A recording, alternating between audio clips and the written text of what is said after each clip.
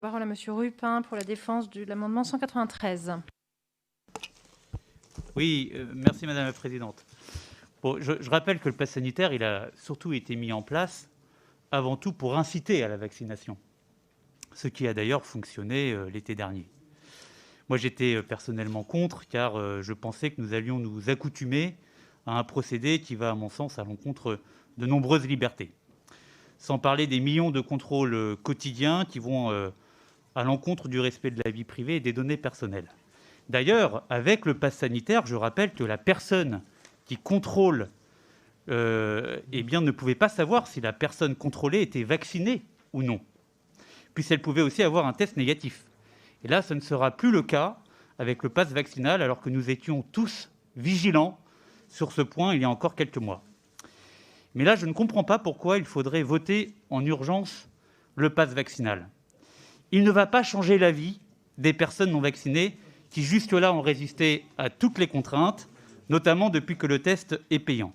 Donc je ne vois pas l'intérêt sur ce plan. Et sur le plan sanitaire, il a encore moins d'intérêt, puisque là, je crois que c'est une réponse, en tout cas c'est comme ça que le vend le gouvernement à la vague Omicron, mais tout le monde sait, toutes les études le prouvent, qu'Omicron circule beaucoup chez les personnes vaccinées. Donc il ne protégera pas contre la contamination. D'ailleurs, on voit que depuis le début, le pass sanitaire a peu d'efficacité sur le plan des contaminations. Il suffit de comparer les pays qui ont mis en place un pass et ceux qui n'en ont pas mis. On arrive globalement au même nombre de contaminations. Donc, je pense que ce dispositif est inutile s'il ne pousse pas vraiment davantage à la vaccination et s'il ne protège pas des vagues épidémiques.